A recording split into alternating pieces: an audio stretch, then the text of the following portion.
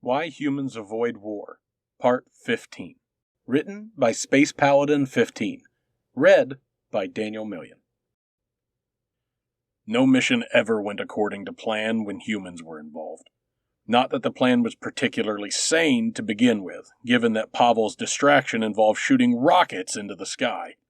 I wasn't sure how lighting explosives was a good idea, unless the goal was for the humans to blow up the embassy themselves. But Commander Rykov ordered his men to set up the launch, seemingly oblivious to how bizarre his brother's suggestion was. How exactly is shooting bombs into the air going to help? I asked, unable to contain my doubts any longer. The commander chuckled. Not bombs, fireworks. I gave him a blank stare, unable to understand what he found so amusing. So these rockets have a name. I don't see how that detracts from my point. They're recreational explosives. Harmless, mostly. Recreational explosives? I echoed. What does that even mean? People shoot them off on holidays to celebrate. They're loud, explode in a bright flash of color, but that's about it. Come to Earth on Unification Day. You'll see plenty of them. That is supposed to be fun? Yes. Our species clearly have very different ideas of fun. Well, fun or not, it should draw the terrorists out to investigate. I take it they'll be as confused as you are.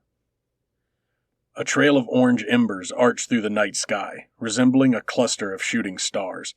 A few cheers came from the Terran soldiers, most of whom were admiring the light show overhead.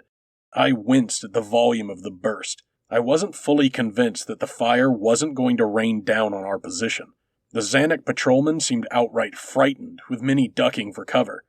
Commander Rykov smirked, clearly trying not to laugh at a terrified Ambassador Kazil. Relax, it's perfectly safe. Kazil rubbed his beak nervously. Well, I'm happy you guys decided to join the bombing run, but I wish you would have waited until we weren't out in the open. Bombing run? Rykov and I asked in unison. You haven't heard? Pretty soon this rock will be the joint property of the Terran Union and the Zanuck Republic. Kazil glanced in my direction, observing the shocked look on my face. Don't worry, General. I'm sure the Jatari will be wise enough to jump ship. It seemed the ambassador's implication was that the Terrans and the Zanuck were teaming up to invade the capital. As wrong as it felt to abandon the Federation I was sworn to protect, siding against Earth in a war was tantamount to suicide. The Jatari would more than likely opt for self-preservation, as would I, which is why it didn't make sense for the commander to lie about his intentions. I frowned at my human friend. So you are attacking the Federation. Your plan was to take over the capital all along. Absolutely not, the commander growled. There's zero chance Earth signed on to this. Not yet, but we expect the full support of the Terran Union. Who needs to listen to those weak-minded Federation fools any longer? Ambassador Kazil flinched as another firework detonated above, but didn't falter. Their wealth, their power, it's ours to claim. Surely you see the wisdom. The human raised his rifle, eyes narrowing to slits. Wisdom? I only see greed. Whatever you're planning, call it off. The nearby Zanuck soldiers pointed their weapons at the commander in response, and the Terran troops readied their guns as well. I hesitated to join the standoff, but I figured I would get caught in the crossfire anyways. Despite the fact that the humans were outnumbered 10-1, I aimed my rifle at Kazil. I hadn't liked him from the moment we met, and I wasn't going to miss the chance to take him out. It's too late. We've broadcast our demands to the Federation, and if we don't follow through, it will bring shame to our people, the ambassador said. If you do follow through, you will live just long enough to see your soldiers die by our hands. A new voice came from behind me. It was Pavel, who seemed to have materialized out of nowhere. We will overthrow your leaders, crash your economy, and fund insurgents. Then we'll claim we had nothing to do with it, and your pleas to the Federation will fall on deaf ears. You'll never have a lick of proof that we were involved in any way. Fierce words from a diplomat of all people. Weren't you supposed to be in the embassy freeing hostages? Pavel inched closer to the ambassador. New orders came in.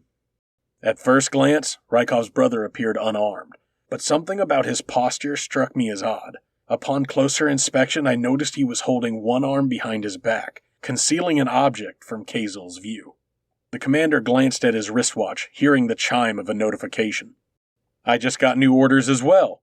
This is primarily a civilian populace, and Terran government will not tolerate you bombing them into submission. Either you stand down, or I am to take you as a prisoner of war. We did this for you, for humanity. We were the first to stand by your side, and this is our reward? Kazel chittered. The Federation betrayed you. They are not worthy of your allegiance. Last chance. Surrender, Rykov hissed. Can't do that. Very well. Soldiers, on my command, take out all hostile forces. I want the ambassador taken alive. Commander Rykov paused, spotting his brother slinking toward the Zanuck line. Pavel, what are you doing? Sorry, Mikhail. We have different orders. In one fluid movement, Pavel pounced on the ambassador, drawing a dagger faster than my eye could track him. He sliced through the vital arteries in Kazel's neck with a clean cut, leaving the politician spluttering blood. Plasma fire erupted around me, and I pulled my rifle's trigger on instinct. I could hear the commander calling for air support, presumably from the flagship, and the Terran troops relaying orders. A human hand pulled me to the ground, and I gasped as a plasma beam whizzed right by where my head had been. I glanced back to see Mac, who was picking off Zanuck soldiers with calm precision. The realization that he had likely saved my life was not lost on me, and I gave him a small nod of acknowledgement.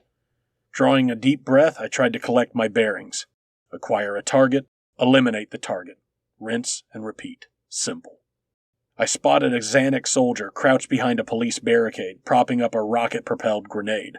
Time slowed to a crawl as I peered through my scope, lining her up with my crosshairs. Steadying my hand, I pressed the trigger.